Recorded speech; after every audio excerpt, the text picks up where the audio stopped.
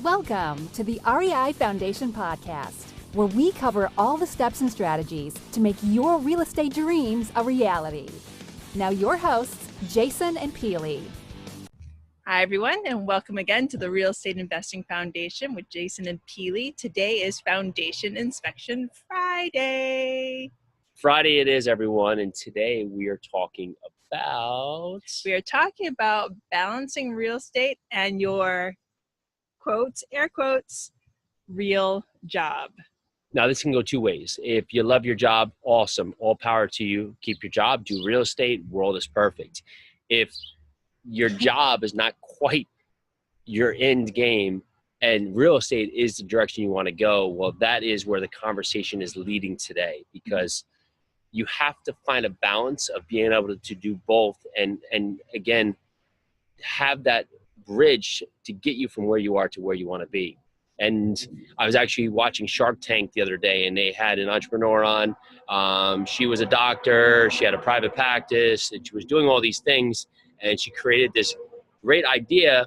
However, she was so busy with her jobs that even though the idea was great, the sharks didn't invest in her because she wasn't ready to make the leap because she was too comfortable in her job. And that's fine. If you love your job, stay there. But she didn't like her job and was ready to make the leap, or had the idea to make the leap but wasn't ready to make the leap. At some point, you have to make the leap. At some point, you do have to make the leap, but know when that time period is right for you. A lot of people say, just jump in, burn the bridges now, get it done. And there is some truth to that, especially if you're letting something keep you from really digging deep into real estate.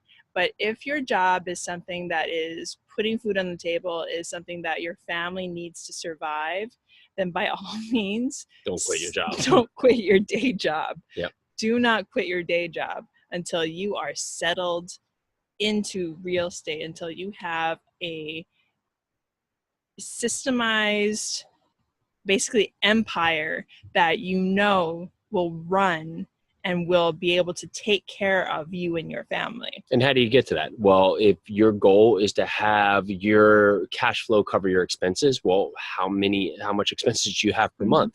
And if you bought a single family house and that house gave you $300-$400 a month, well, how many of them do you need as rentals to be able to cover your expenses? It's pretty simple. What do you need to spend? What do you need to live? And what would it take for you to get enough real estate that would actually cover your expenses? And that could be a start. I mean, it doesn't have to be the route. You could do 10 different ways. You could flip 2 or 3 houses a year, make $40,000 each on a house, and there's $80,000 to $100,000 in income each year that now hopefully could replace what you are doing for your job. Maybe, maybe not. There's a lot of different ways to skin the cat in this business, but the idea here is that you have to find balance, because if you do want to transition from your job, the waiting game or being so busy with your job can no longer be the excuse. Well, thank you so much for listening. Happy Friday. Happy Friday.